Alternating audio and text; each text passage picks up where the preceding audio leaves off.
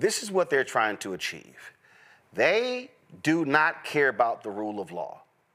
MAGA does not care about the rule of law. They only like laws when it goes in their favor. So what their game is, and see, this is what you can always tell. When Stephen Miller and Carolyn Levitt and J.D. Vance and Fox News and conservative talk radio and conservative digital radio, when they all start saying the same thing, that means the memo went out, and this is how we are going to frame this. And the way we're going to frame this is, see, look at that. See, just in case, if you think hold on one second. If you think I'm not telling the truth, I just want y'all to understand how they try to play this game, how they want to control this narrative in terms of how they like to sit here and frame this. And so this is what their strategy is. This is J.D. Vance. The entire American media and left-wing industrial complex has decided the most important issue today is that the Trump administration deported an MS-13 gang member, in parentheses, and illegal alien.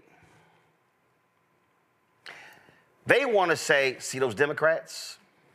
Look how hard they're fighting for an illegal alien. Why are those Democrats fighting so hard for this illegal alien? Why don't they just shut up and move on and stop fighting for this illegal alien? That's their goal, y'all. That's their goal. They want to frame this as Democrats are just, they're being wrong. How dare you fight for an illegal alien? George Cheney is founder of George Strategies out of D.C. Dr. Zachary Kirk, educator and content creator from Atlanta. Political sis, social media, political activist out of North Carolina.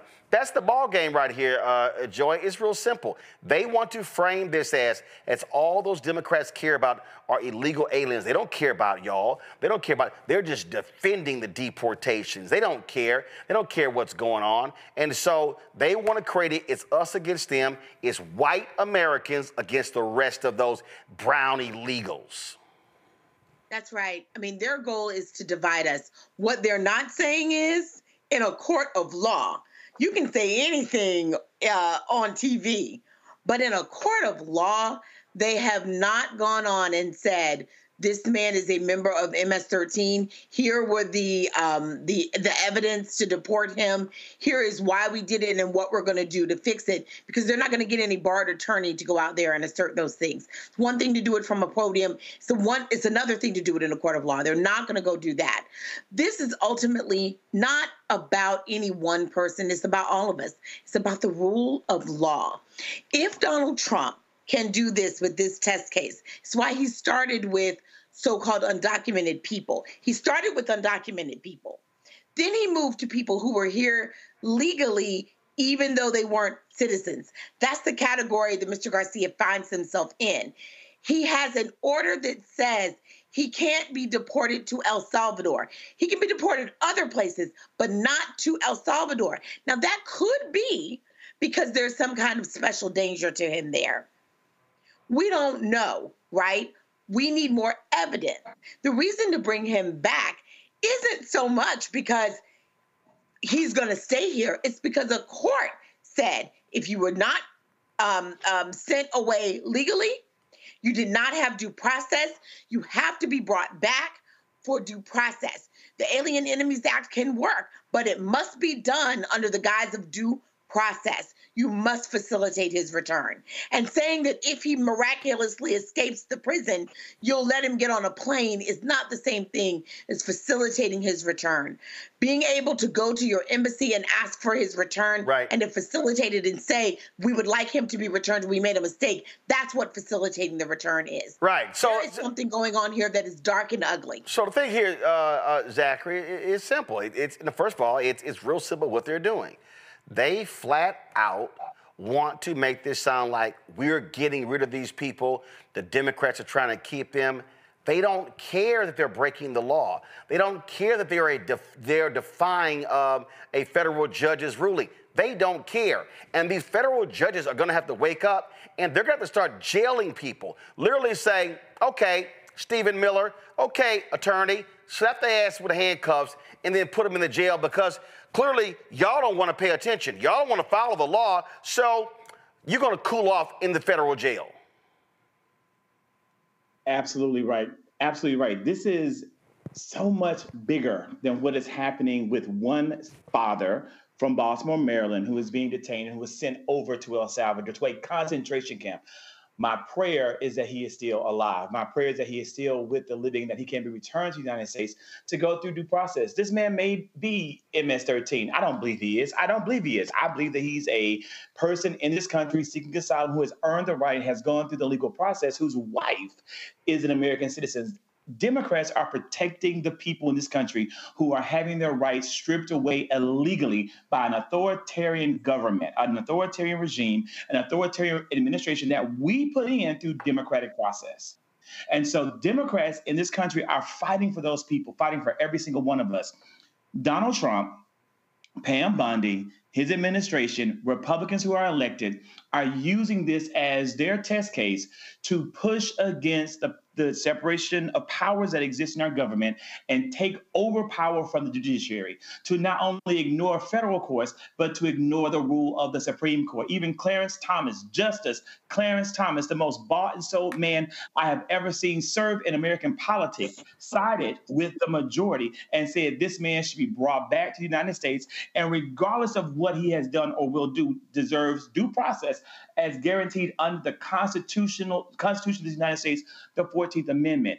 And the Trump administration is still saying, we're not going to do it. We're not going to comply. We're not going to make this happen. This is a constitutional crisis that we are all living through that will bring about the downfall of American democracy if we don't find some way to stop it. They absolutely, political sis, they want to establish a standard. We do not have to follow any rulings or any laws that we don't agree with. And this is why it's important for us to research the facts, because in 2019, a federal judge did tell the courts that, hey, look, keep him here, because if he goes back to El Salvador, guess what? They will come at him. MS-13, the gang threatened his family. That's in the documents. That was proven. So if we don't do our research, we allow for this to happen. And I'm glad you brought up the Bernie Sanders situation in 2003. If they can do this to him, they can do this to all of us. I mean, he already said it, he would do it. That man is over here legally.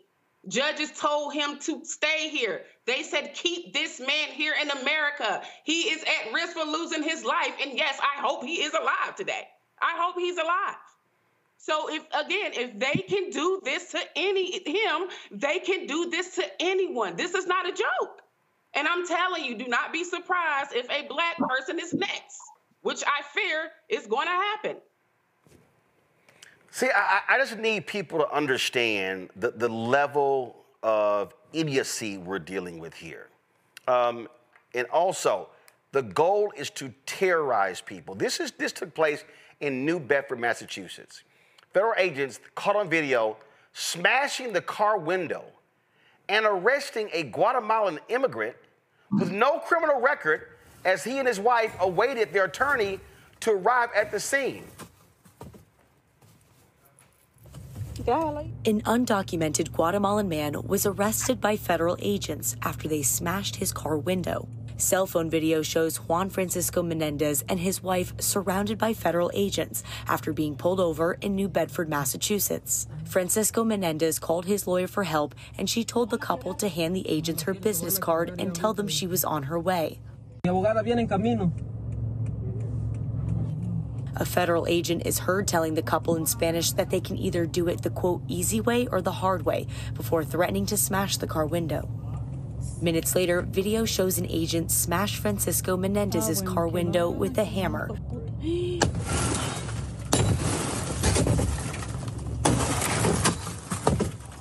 Francisco Menendez's lawyer says he qualifies for derivative asylum and has no criminal record. His wife says he's now being held at an ICE detention center in Dover, New Hampshire. CNN reached out to ICE for more information, but has not heard back. See, again, these people do not care. They don't care. They will do whatever they want to. This right here is a full 4-minute, 9-second video. Just watch this. How are you?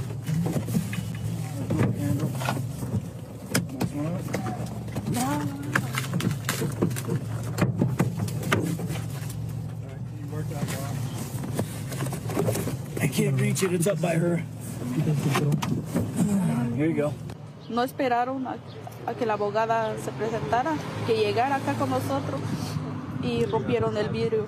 Y eso no, nosotros también tenemos derecho de estar acá, y entonces lo que hicieron fue injustamente y se llevaron a mi esposo sin que la abogada... See, Zachary, these are the same people. They arrested another dude who was literally on his way to a hearing. He was walking into a hearing. They're like, nah, we snatching you back. People need to understand why there's a thug behavior. This is a game show to them. This is a television show. They want to say, see, we're being tough. We're snatching them, and people cheering, get him, get him. This is a television show for Donald Trump and MAGA. People are going to lose their lives, and people are losing their lives behind what is being done right now.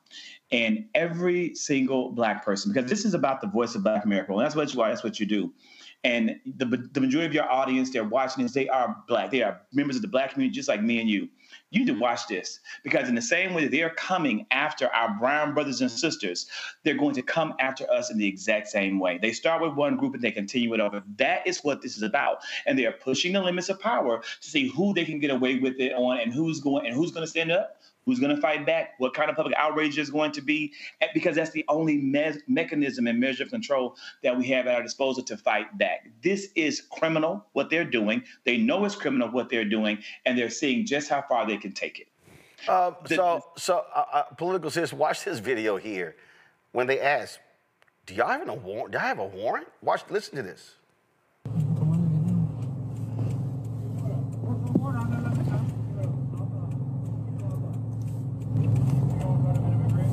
Tiene una orden, dile. Usted tiene una orden de detención.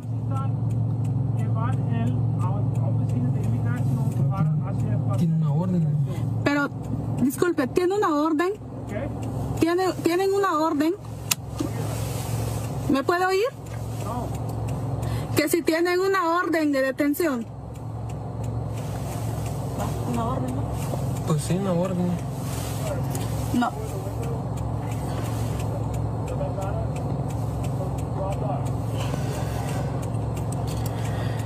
Puedo abrir la puerta, ¿entiendes? Sí. We also saw them snatch a college student, not even identifying themselves. And so in some cases, you're like, who the hell are you people? So what is Congress going to do, right? Like, we're just allowing for this to happen. What is Congress going to do? And I'm not talking about the Democrats. They're brave. I got to give it to them. They are in El Salvador trying to do the damn thing. But what are the Republicans going to do? Nothing. The Republicans are in the pocket of Trump. The Republicans are cheering. They're cheering this on. You know, they're not going to stop, right? Until somebody dies, like Zach said. And they're still not going to stop. What is good about this? People are okay with this because it's not happening to them. But why does it have to happen to them for them to be concerned? Like the judge says, basically we are in a constitutional crisis, and they are okay with this. They're not just going to stop there. We already see what they're doing with the SAVE Act. They're coming after all these white women who voted for him. Guess what? They're coming after your ass next. They don't even want you to vote anymore. They don't want you to vote anymore. So now what do you have if you don't have your voice? Well, what we're seeing here, Joy, is very simple. A party that there's always law and order, law and order, law and order. You must follow the law. You must comply. And they are openly saying, we're not complying. We don't care. Correct. They've never been about law and order. They are liars. If that were the case, then everyone who was a part of January 6th would still be in jail, right? These are criminal actors, believe me, in the Republican Party. But it's worse than that. They are afraid because they have seen Donald Trump coming, I think, even longer than some of us have. And they are responding in kind. Some of them are responding out of fear. So to the point of where is Congress? Because let me tell you, if you can start with undocumented, then move to people who have legal status but are not citizens, where they're going next are citizens that are in jail. They'll start there, and then they'll move on to other types of citizens. Citizens who just don't agree with the administration. They're working up to it. They want to get Liz Cheney. They want to find a way to arrest her, right? They'll find ways to all of us. And these Republicans understand it, that in many respects, they feel afraid. They are powerless to stop it in their minds. That is what part of this is doing. And they have to keep supporting this person because they understand what will happen to them first. If you are Mike Pence, he tried to kill his own vice president. We're not being alarmist here. We're telling you what happened so that we can get in the way of it. That's where this is going. So they absolutely will have to do something about it. Right now, we've got to be evaluating what are the avenues to Congress and the courts to block an authoritarian government. Well, first of all, the avenues are real clear. Bottom line is it has to be the courts. But again, if they choose to say prosecute under criminal contempt, the DOJ is going to do whatever they want to. Pam Bondi is nothing more than a lackey for Donald Trump. There's no independence there. Hello, I'm Isaac Hayes III, founder and CEO of Fanbase. Listen to what I'm about to tell you. The window to invest in Fanbase is closing. We've raised over $10.6 million of our $17 million goal. That means there's room for less than 6,370 people to invest in Fanbase for the average amount. The minimum to invest in Fanbase right now is $399. That makes you an owner in Fanbase today.